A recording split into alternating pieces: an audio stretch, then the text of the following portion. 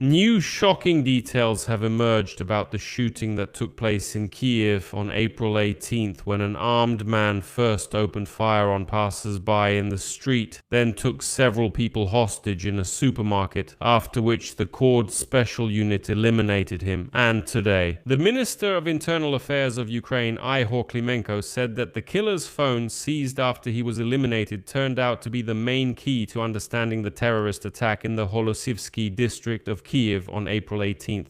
Because it turned out that the shooter was recording audio the entire time, from the argument at home to the first shots. And from this recording it became absolutely clear why he opened fire and what caused such erratic behavior from him. Moreover, the head of the Ministry of Internal Affairs also addressed a very important and sensitive issue today, which is currently concerning many people. This is the story of how the police patrol officers fled the scene of the shooting in Kyiv. And so, Klimenko explained who these police patrol officers were, why they acted this way, and how he feels about it, as well as what will happen next with the patrol officers. And there's one more point that should also be noted in this episode. This incident, this terrorist attack, has raised the issue and made it relevant again. This is the issue of allowing civilians to own firearms. The Ministry of Internal Affairs of Ukraine is ready for the introduction of a law on civilian firearms. Consultations with members of parliament are expected to begin next week. Klimenko also stated this. So, let's talk about all of this step by step now. The killer's phone, seized after he was eliminated, turned out to be the main key to understanding the terrorist attack in the Holosivsky district of Kyiv on April 18th, because the shooter was recording audio the entire time, from the start of the argument at home to the first shots. The Minister of Internal Affairs, Ihor Klimenko, reported this. And according to him, there was a long-standing conflict between the neighbors. The shooter, who lived on the 5th floor, had a long-running feud with his 6th floor neighbor. That day, they had another argument, and it was the last one. The first shots were fired outside. The man used a rubber bullet pistol, then returned to his apartment, took a carbine, set his apartment on fire, and went outside. When investigators seized the shooter's phone, they saw that he had been recording audio the whole time, using a voice recorder. And as Klimenko said, this made it possible to understand minute by minute what was happening there. However, it's extremely difficult to understand exactly what he was dictating. On the recording, there's a mix of fragmented phrases that don't form any coherent text. That's why there are questions about the shooter's mental state. So, what can be heard on this recording? On the audio, there are voices of several people. At some point, one of the women tells the shooter to show the weapon. He replies, "I didn't take anything out, show me where I took out a weapon." The man whom he later shot says, quote, "Are you going to tell me some kind of nonsense? I was just fixing something here, took some initiative, well, good for you." The shooter keeps mumbling something about some director. Well, according to Klimenko, that's what the neighbor from the 6th floor called the shooter, and it annoyed the man. The upstairs neighbor called him director. So, as the minister stated, it was a mix of words that basically couldn't be put together into anything meaningful. Someone present couldn't take it anymore and asked, "Is the record stuck?" After that, the shooter opened fire. And here's an important question. Why was the shooter even recording audio during the argument with the neighbors? And why did he open fire afterward? And now the Minister of Internal Affairs of Ukraine, Klimenko, explained why this might have been necessary. The man previously had a criminal case under Article 125, which is for minor bodily injuries. At that time, the case was closed because the parties reconciled, and there was actually no conviction. Therefore, the police have a theory that the shooter probably made this recording on purpose. And as Klimenko said, quote, that is, he might not have intended to shoot. He recorded the argument to avoid being accused later in court or by police of saying something to someone. But he snapped. You can hear it in his own words on the recording. The carbine that Vasilchenkov, that's his last name, used to shoot was legally registered. And in December 2025, which is not that long ago, he renewed his permit to carry a weapon. And for that, he provided a medical certificate. A medical certificate, including one about his psychological health from a private clinic. And so Klimenko noted that the certificate is genuine, not fake, but there are doubts that the patient was fully examined at this private clinic. All documents have already been seized during the proceedings. And Klimenko says that of course there are questions about this private clinic, because they could have just, issued the certificate for cash and that's it, and submit this certificate to the law enforcement agencies so that his permit to carry a weapon would be extended. That's one thing.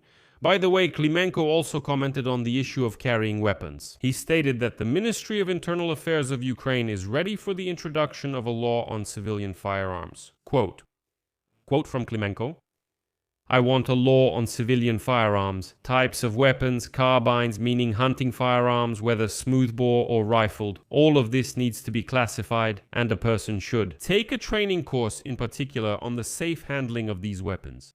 The minister added that we're talking about an entire system of changes to criminal legislation, definitions regarding self-defense, shooting ranges, places for storing weapons, and so on. Quote, "We are ready for this. We are ready for this dialogue. We want this system to exist. We want people to have the right to armed self-defense, and most importantly, that this person is properly trained."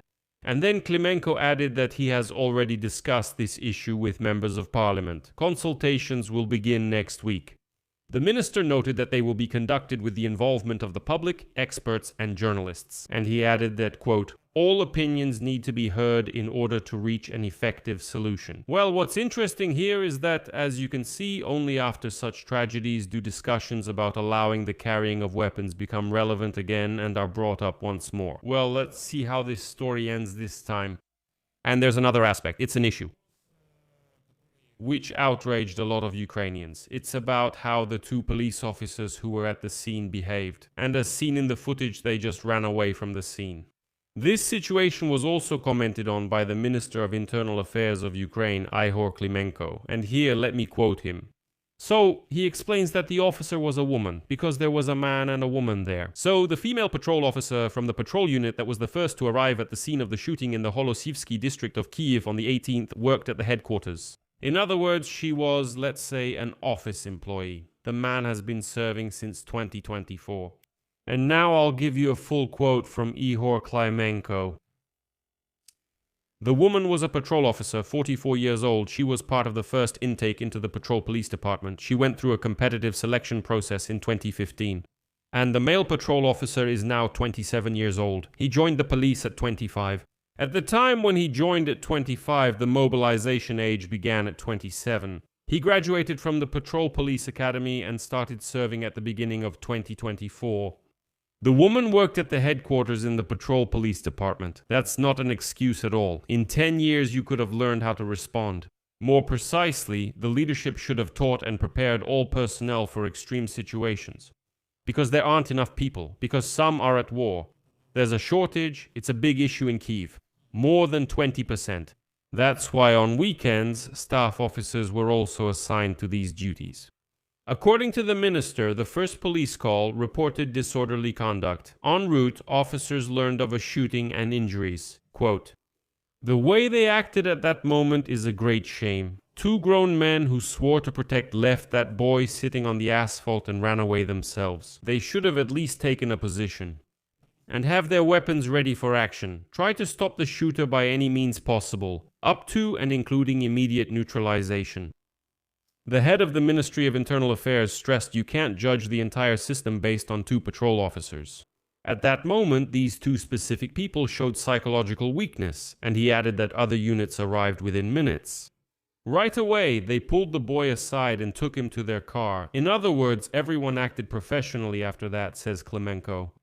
The court officers also acted quickly and professionally. The negotiations lasted for 40 minutes. The shooter was walking around the store, not responding, and was in an unstable state. As the minister stated, he was just shooting. He wasn't threatening anyone anymore. He wasn't talking to anyone. He was just mindlessly shooting. And in the end, the Interior Ministry Special Forces killed this shooter. And later, the prosecutor's office confirmed the information that the name of this shooter is Dmitry Vasilievich Vasilchenko. Date of birth, April 21st. The man was born in Moscow and has Ukrainian citizenship. He previously lived in Bakhmut Donetsk region and later in Kyiv's Holosivsky district. And now investigators have classified the killing of civilians in Kyiv as a terrorist act that resulted in the loss of lives. And officially 7 people have already died at the hands of this terrorist. I'll leave it at that. Share your opinions and conclusions in the comments below this episode. Subscribe to the channel, hit the bell, and don't forget to like. If you want to support the work of this YouTube channel, I would appreciate your support. You can do this with a donation or a paid membership using the links and details in the description of this video. It says right there, support the Alexei Peachy channel. Choose any format that's convenient for you or use the QR code on your screens. That's all for now. Take care of yourselves. Goodbye, everyone.